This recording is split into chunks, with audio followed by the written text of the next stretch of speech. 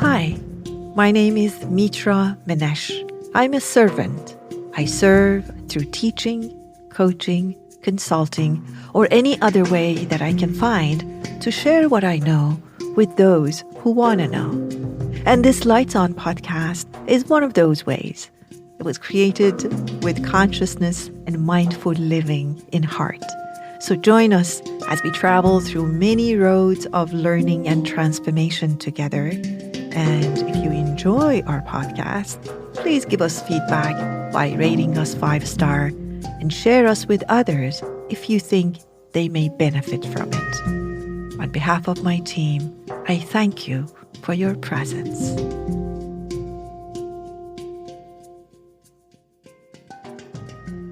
This episode is about learning and how there are different levels of learning and how learning can be harmful for us. And you may ask, how could learning and knowing be harmful? It can be harmful when we conclude that knowing, learning is enough. And that actually may stop us from going forward in that particular area that we think we have enough knowing. I explain more in this episode, but let me just unfold this a little bit better so that it's clear what I'm talking about. When I don't know, say, about a subject that I want to know, I probably will remember that I don't know, and if I'm interested, I will do my best to go and learn. But when I do learn, and as you know, learning is extremely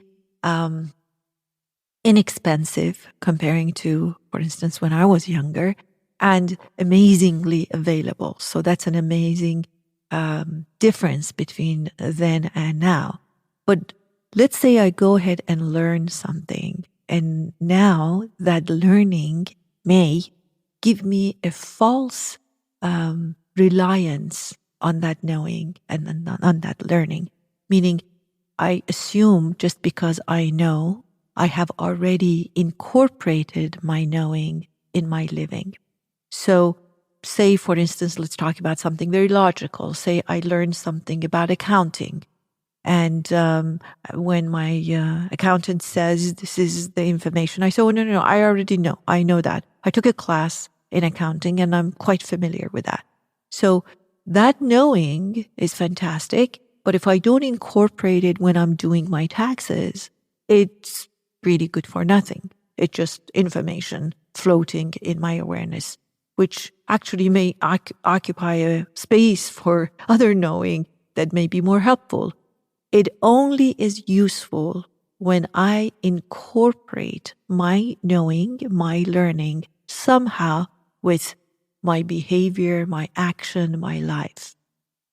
And that is what we're going to be talking about in this session.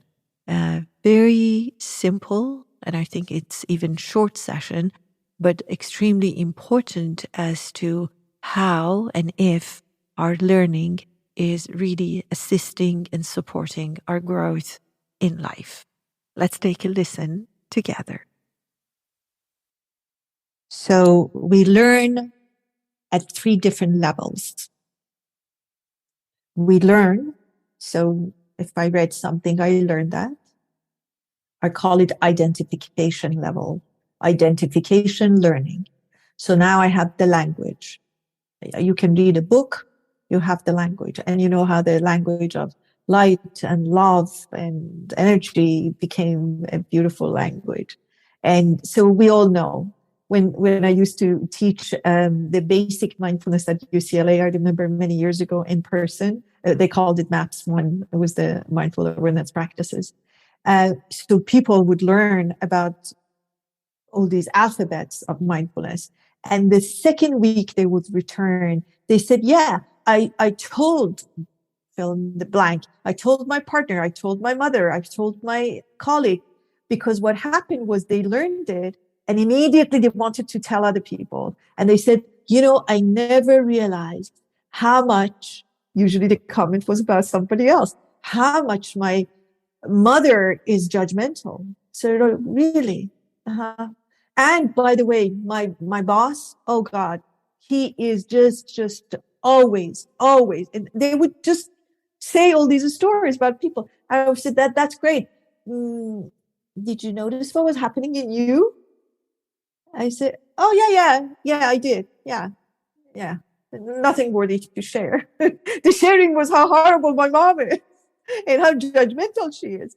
So the reason I say this is that that's a danger of learning at the identification level, which most of the world, and I can say that because of the state of the world we're in, not that I know most people in the world, know it at that level, which is extremely dangerous. Because first of all, we think we know. You become the I know it family. So you say to me, Mitra, do you know? I say, I know. I teach mindfulness, actually. I know. Okay. So I stop learning because I think I know. That's the first problem with that. The second problem with that is the learning at identification and at just the surface level knowing allows me to observe people, judge people with that knowing. So now I have great names for it. You know how when psychology and therapy became a thing, and now we have names, and the people use it as a swear word. You know, he's so OCD. She's so multiple personality. Like everybody has names. You know, oh my God, he's just completely bipolar. And I'm thinking, those are not swear words you're using very, very irresponsibly. Young people especially use that. And you say, what do you mean? I said, look, please be careful. These are conditions that were named by pharmaceutical companies. We have a pharmacist I know in the group. And they had a purpose for it. It wasn't supposed to be a swear word. It wasn't supposed to be a judgmental tool for me. It was supposed to be helping me to understand myself better. But that's the problem with knowing names, knowing things at this level. And this is the world we're going to end up with when we all know at this level. Go to Instagram and see how many people know things and how wonderful everybody, including banks, are using the exact vocabulary that you will find in a monastery. Became a fundamental problem. So that's the first level of knowing, identification. I identify, learn vocabulary, names, categories. Oh my God, yes, I understand, I see it. But the second one is the one that we take it a little bit further for ourselves and we comprehend. Oh, I get it. I comprehend it. Now, either for other people, for myself, I can see that how much judgment is playing a role in my relationships, even in my love-based relationships. I can see. Some of you heard these stories that I share, but I remember in about 10 years ago, maybe, I started doing things at the Hammer Museum and Fowler Museum, what I called mindful viewing experience. So I created this mindful viewing. People would come, we will go to the gallery, and I will invite them to pick a painting, and then I'll do a gentle guided meditation so that they could see how their relationship is with the art, the artist, and self. And one day was actually quite busy. It was a Saturday, and it was a free day for Hammer. And when we came back, and then we would gather and we would just talk about our experiences. A young woman started sobbing. I never forget that. She just wouldn't stop sobbing. And I'm very uncomfortable. It's public. There are people sitting here. There are people watching her. So I asked her, does she want to share? And she said, yes. I said, what happened? She said, oh my God, I never realized how judgmental I was. And when you said what's happening in your head, you know what I was doing? I said, no, tell me.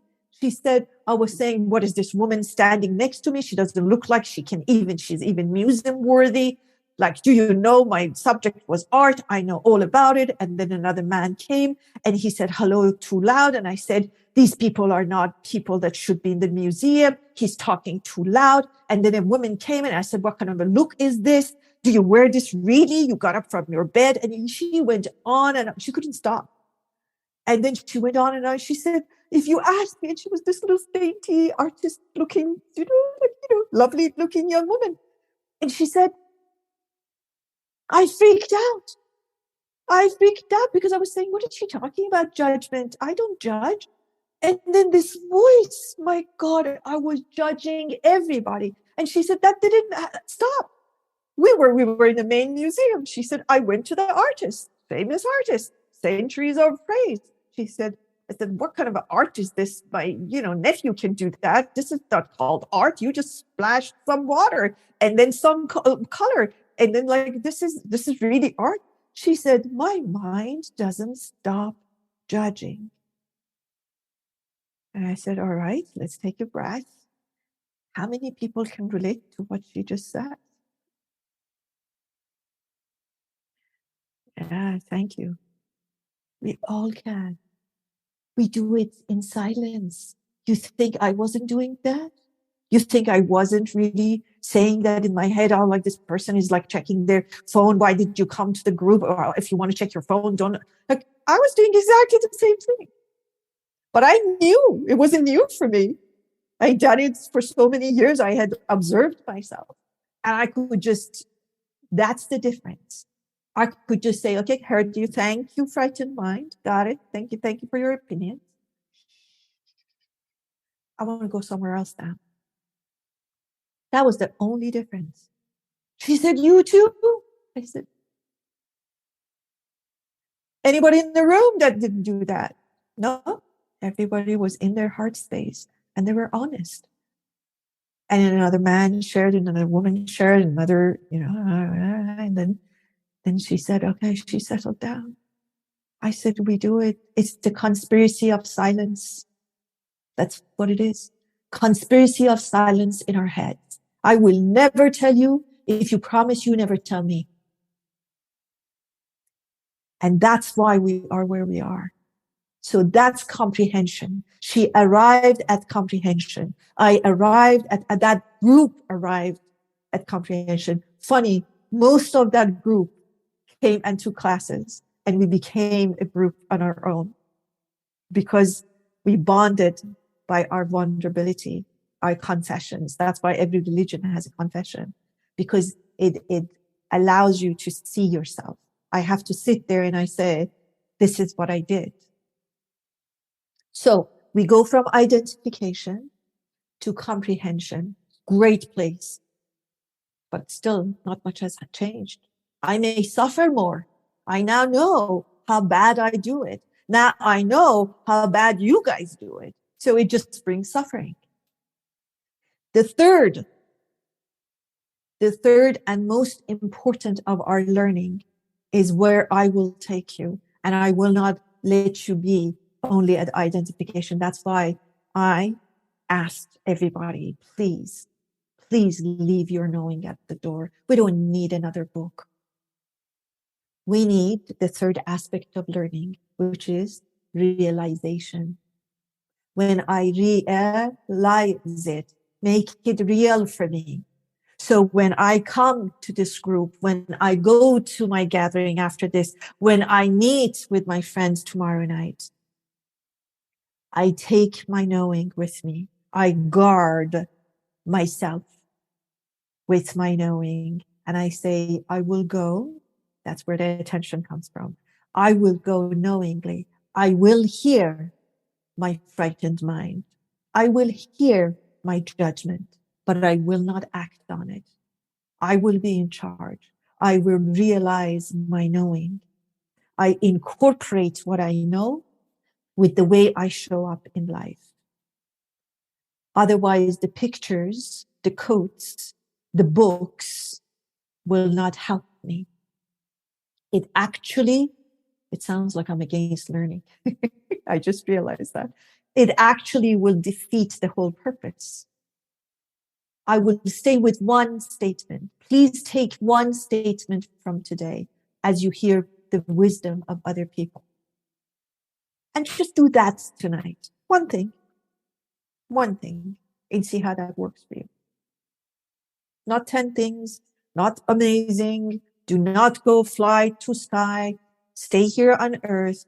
Take one thing and say, Today, I'll just be very aware of my mindful listening, just like I was in this session. I would notice where my mind is going, how impatient I am, how I'm saying, 5 minutes is not up yet. I'm going to do that.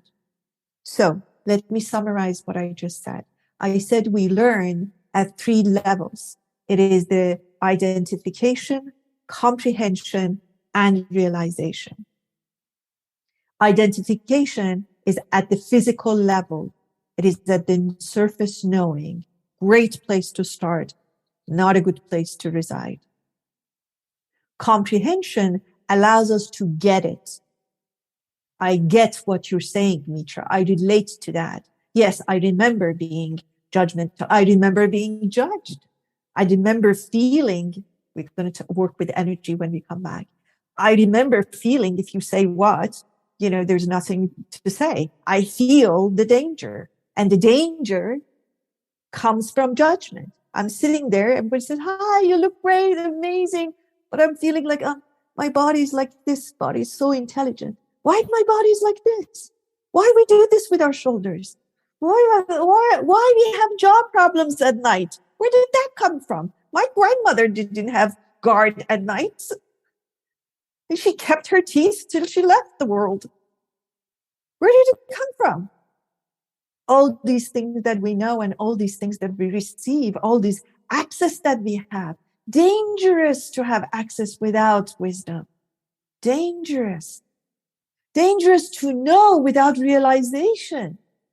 Dangerous to comprehend without doing something about it.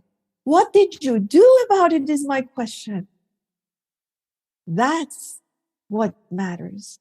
That's what matters. So we're going to identify, and we're identifying, or at least focusing, nothing new I'm going to tell you. We're going to get it, but we're not going to stop there. We're going to incorporate that with our own lives. We're going to do it day in, day out. I will not sit in the presence of another human being without being mindfully present, listening, speaking.